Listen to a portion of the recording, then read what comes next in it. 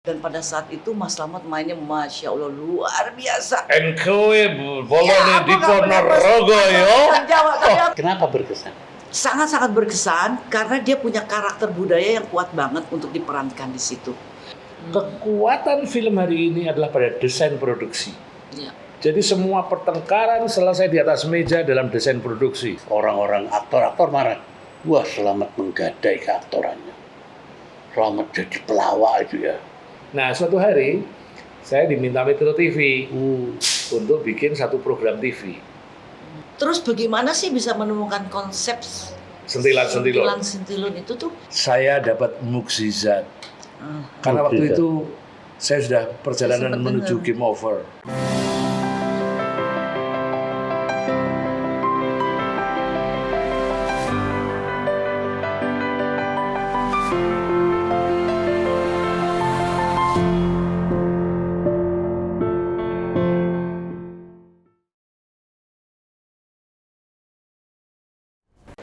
Hai sahabat Yeni Rahman, lama ya kita nggak ketemu. Tapi kali ini konten aku rupanya luar biasa, Masya Allah. Karena aku mengundang tokoh-tokoh besar di Indonesia. Ada yang mau tahu nggak? Dulu pernah jadi, dia naksir aku, tapi itu dalam film. Aku kenalin tokoh besar di perfilman Indonesia adalah Mas Slamet Rahardjo. 5 kali mau bikin konten sama Mas Slamet nih gagal lagi. Tapi satu tamuku aku bangga banget, satu kehormatan yaitu Mas Butet Kertarajasa. Kertarajasa. Atau kerta itu bus ya? Besar. Mas Slamet apa kabar? Diupayakan baik. Karena Baik. tantangannya cukup banyak kan. Aduh, Mas Butet apa kabar, Mas? Selalu baik. Selalu Kalau saya merokok membuktikan bahwa sehat. sehat.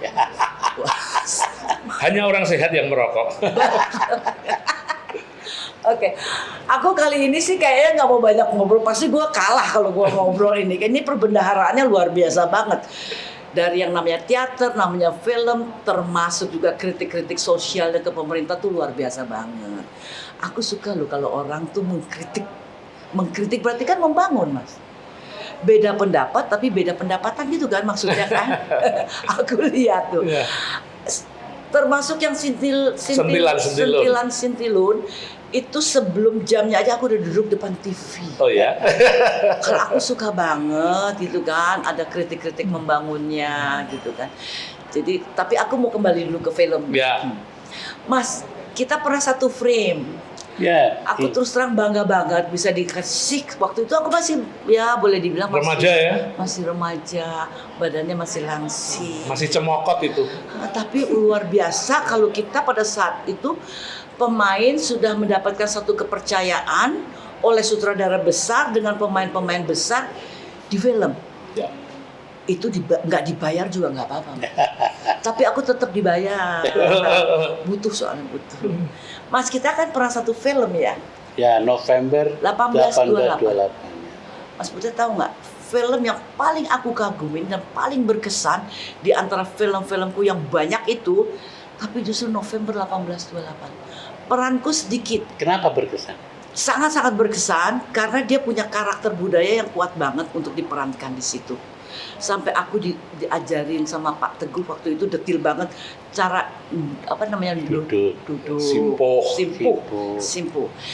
Jadi biasanya pada saat itu produser kalau memanfaatkan artis pada saat itu kalau bisa semua scene dari A sampai Z ada. Ya. Sementara di November aku cuma muncul beberapa scene aja. Tapi Membekas. Dia berkesan banget sama aku dan peranannya aku suka banget. Dan pada saat itu Mas Slamet mainnya Masya Allah luar biasa. Enkoe bolone di Ponorogo yo. Jawa, tapi aku masih lihat Mas Slamet yang Belanda. Gimana Mas kesan-kesannya? Ya itu.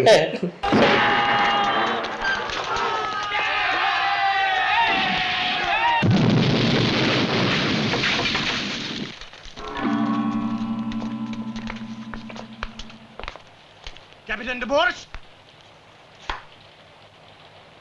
Siap, Mayor. Pilih orang-orangmu yang terbaik dari pasukan cadangan. Setan, tutup mulut kamu! Di dekat sebuah sungai. Padamu juga, Kapiten. Dia pasti datang Kalau tidak hari ini, entah kapan, tapi pasti datang. Di lereng sebuah bukit. Kau boleh tembak istriku, Daerah. seluruh keluargaku dan aku. Lakan katakan. Perjuangan ini harus terus. Tidak, jangan menyerah. Oh, aku tidak mengira di rumah ini masih ada gadis cantik. Matamu bagus sekali. Kenapa tidak kemarin-kemarin aku melihatnya? Sebetulnya saya itu tersiksa. Tersiksa. Tersiksanya karena saya bilang sama Pak Teguh, guru-guru saya kan juga banyak Belanda waktu saya sekolah. Tapi ngomongnya biasa aja. Kamu sudah makan kan gitu.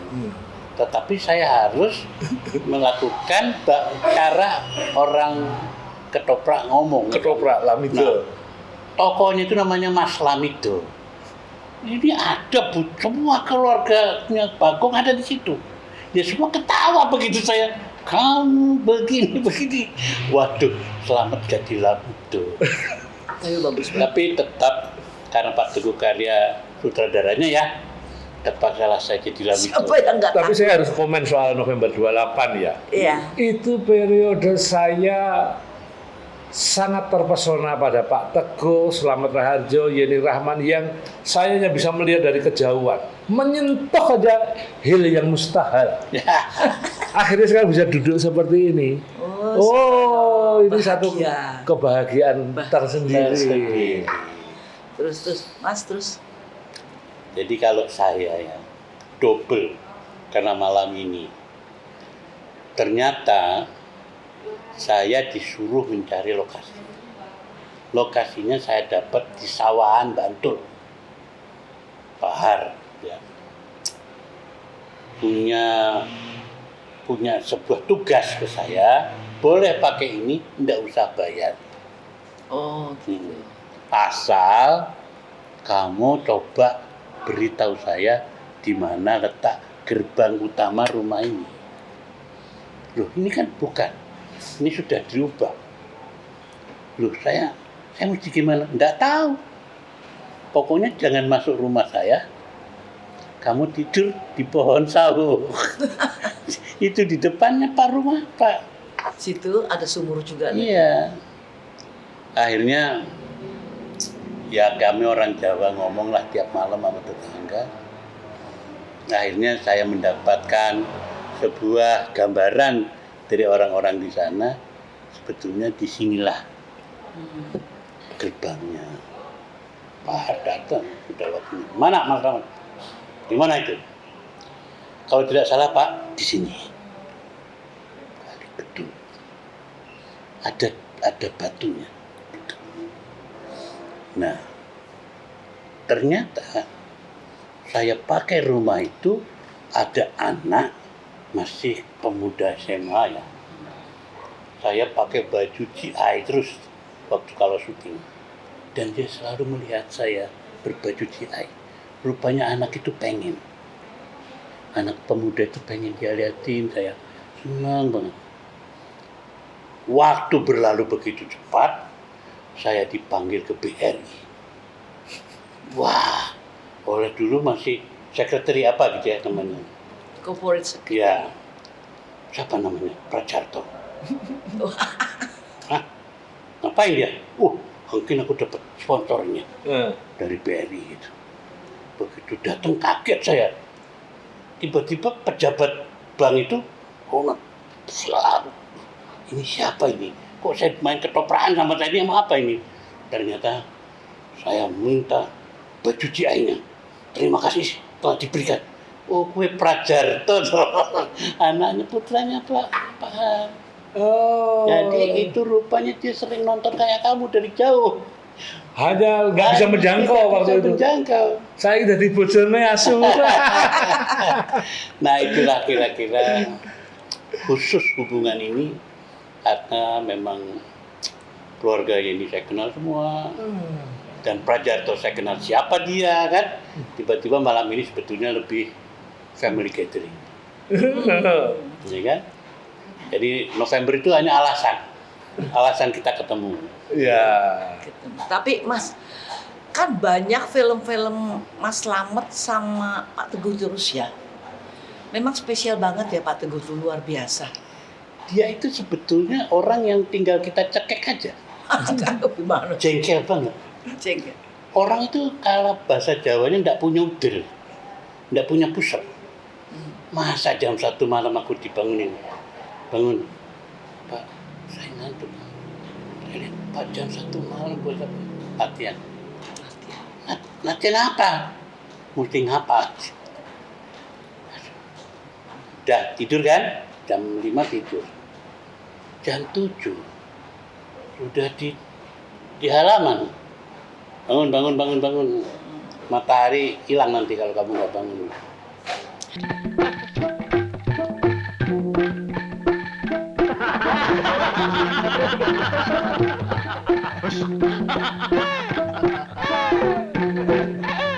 Dibandingkan dengan penari-penari di luar, saya tidak berarti apa-apa.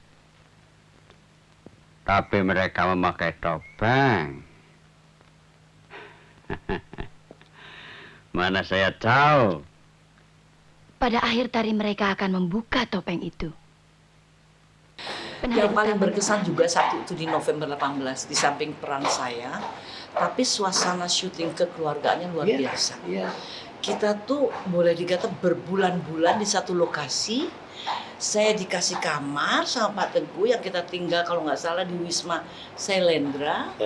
Kamar saya tuh sampai dibikinin rak buat kain, buat taruh-taruh kain, buat taruh-taruh buku. Kalau ada buku bagus nih kamu baca. Sama Ya. Pak Teguh berkesan banget. Saya ingat itu. Sutradara besar meladenin pemain seperti itu. Ya. Saya ingat banget tuh kamar saya dibikinin rak untuk susun-susun kain. Dan kita dulu di sana senangnya pakai kain. Iya. Aku belajar pakai kain yang buat nyantai-nyantai gitu dari Mas Slamet. Nah, jadi memang seperti itu ternyata hasilnya banyak. Bahwa mereka Teguh itu kita panggil Mr. Good Morning. Karena nggak kenal Good Evening, nggak kenal Good Afternoon, nggak kenal. Semuanya Good Morning. Nah, ternyata saya kenal lagi ada orang berjenggot dari Jogja. Dua-duanya bukan tentara, tetapi disuruh bikin pertunjukan 5 Oktober. So tahu banget, nanti jetnya lewat sini. Wah, nanti tembakannya ke sana.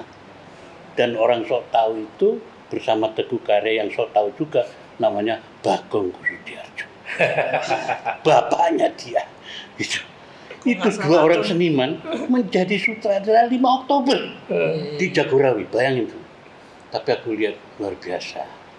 Karena rupanya Bagong sama Teguh itu nggak ada bedanya. Kalau sudah mulai mencipta ya, kayak orang kesurupan, itu nggak ada good Kayak nggak orang ada. sakau gitu kan. Nah, jadi ketika saya bikin November itu nggak mau tahu, saya nggak pulang kan 5 bulan bikin Lama. benteng. Oh ya, Ya, bikin benteng. propertinya Ya, itu. Jadi memang Settingnya. agak kurang, tinggal cekek aja begitu ya. Kan kangen sama keluarga tapi nggak penting. Ketahan.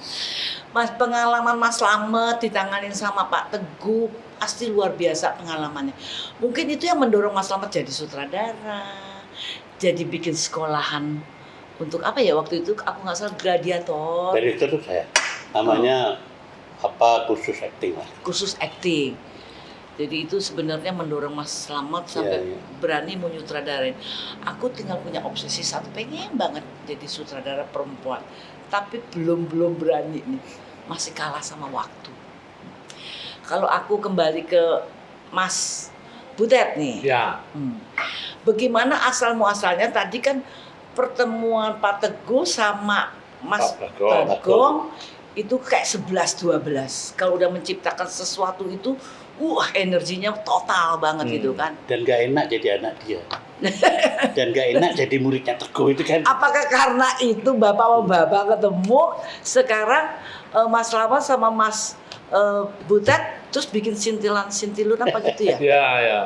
Ya ini kan temannya ayah saya. Betul. Dia lebih dekat dengan Jaduk daripada saya. Awalnya dia Ya, join sama Jaduk. Jaduk Jaduk. tuh kakaknya Mas. Adik saya. Oh, adiknya Mas. Jaduk pemusik, film-filmnya Mas Slamet banyak di musiknya dibikin Jaduk. Iya, iya. Saya memanajeri Jaduk. Saya di panggung sebagai aktor, tapi di manajemen saya ngurusin tata kelolanya lah. Jadi kalau untuk kontrak-kontrak saya yang ngatur.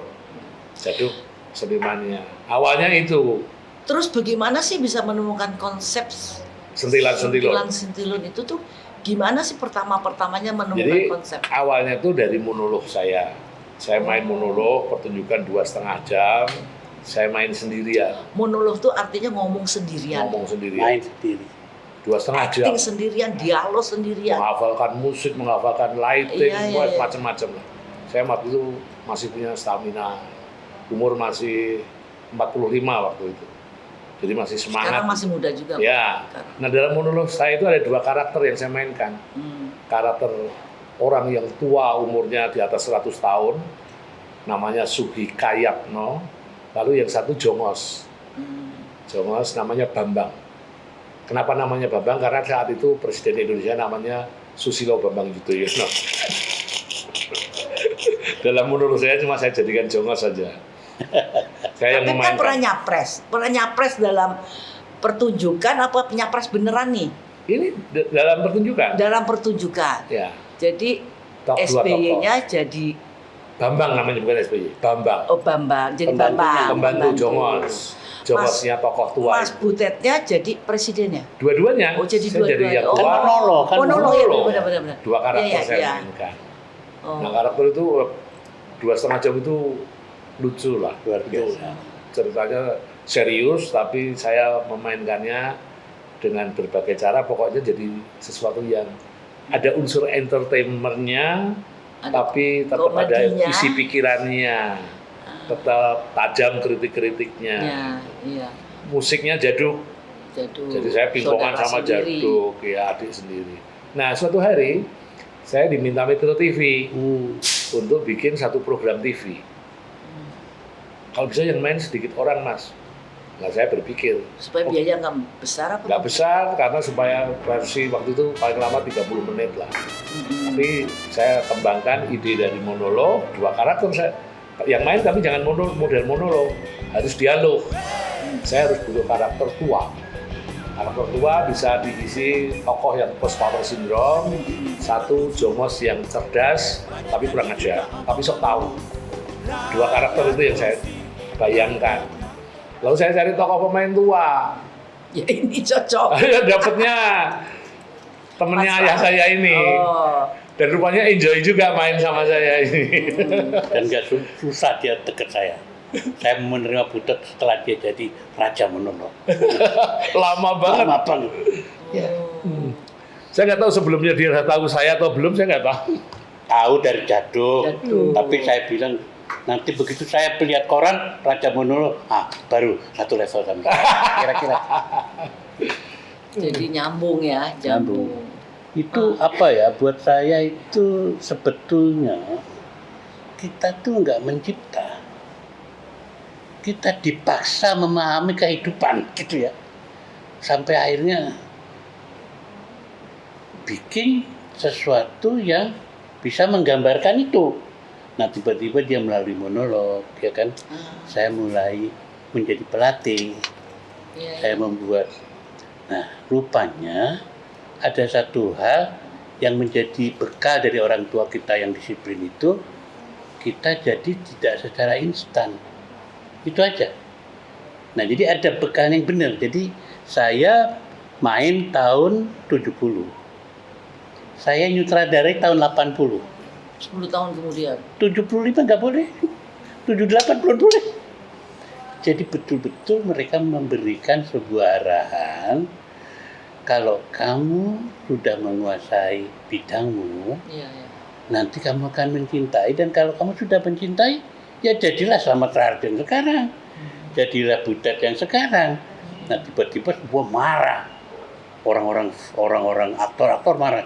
Wah, Slamet menggadai keaktorannya. Slamet jadi pelawak itu ya. Termasuk Sawung Jabu. Saya bilang, sorry ya, Sawung. Saya nggak ngelucu. Saya acting. Dan ternyata kalau harus gelucu, ya kalah sama lontong. Ya kan? Kalah sama itu. Karena memang pada dasarnya saya bukan gelucu. Nah, sehingga dengan demikian, karena patokannya jelas, Ada skrip. ada skrip, dan ada contoh kayak Anggur Jenggleng, ya kan? Ada segala macam. Kita punya banyak ini elemen yang bisa kita pelajari. Akhirnya baru saya tanya sama Butet, karena saya bukan pelawak, saya nanya, "Butet, ini sebetulnya kita ini ngapain tuh?" Ternyata Butet itu terlalu banyak ngomong, ngeritik warta berita, betul nggak? Warta berita kok dibacain nggak jelas gitu. Loh, yang bagus gimana? Nah inilah Ya. dicentilan-centilunkan. Makanya tidak heran di Metro itu kita bidangnya berita. News di news. Jadi kalau di koran ibaratnya itu rubrik karikatur. Ibaratnya itu. Jadi saya waktu itu di pojok tuh suka ada karikatur-karikatur, Ya, sindiran, ya kan? Tapi ini audiovisual. Iya, Kira-kira itu dikemas sebabnya. menjadi audiovisual. Ya. Idenya itu. Dan saya terima kasih sama Butet karena sebetulnya ditawarkan ke Butet itu perawan cantik ya. Dan Ya. dia bilang, buat apa jual kakek-kakek nggak laku kan gitu. Iya, iya. Kan begitu. Tinjauan industri broadcast selalu Ya, gitu. selalu gitu. Ngukurnya maunya anak muda, Cantik. cantik gitu-gitu. Saya Akhirnya- meyakinkan ke mereka, enggak, ini news. Ini jeda untuk news yang hot news yang keras, ini yang bercanda. Tapi konteksnya hot news minggu itu apa? Yang kita mainkan jadi ide cerita. Sekarang hilang kemana dia? Ya karena udah kelamaan juga, programnya udah 7 tahun lebih. Berarti 8 tahun. 8 tahun ya Mas ya? makanya aku sempat kehilangan banget. Berarti udah harus punya konsep-konsep lagi, Mas. Udah tua. Udah harus Ya, capek ya. Saya kira hebatnya kami-kami yang tumbuh tidak instan itu, kami juga sadar perlu kader ya. Ya. Perlu memimpikan kader-kader. Kalau sampai tahun 2045 masih Butet masih top, artinya nggak ada kemajuan. Kalau sampai 2030 masih Slamet Raharjo masih top, artinya nggak ada kemajuan. Harus ada yang bisa mengalahkan Butet. Itu yang pernah aku bilang pada Yayan, Mas. Iya. Hidup kita di atas 60 tahun ini, tugas kita yang utama adalah belajar ngerem keserakahan. Ya, itu betul. Gitu. Ngerem ketamakan. Ngerem ketamakan, termasuk ketamaan eksistensi. Iya betul. Selalu menjaga Jadi keseimbangan nafsu. itulah anaknya Bagong dan anaknya Teguh Karya yang kita pikir dulu mereka gila. Ternyata tidak. Iya, iya. Mereka memberi dasar. Iya betul, betul. Karena kembali lagi kalau kita tidak siap dengan hal itu, Iya. jadinya sinting sendiri. Iya, iya.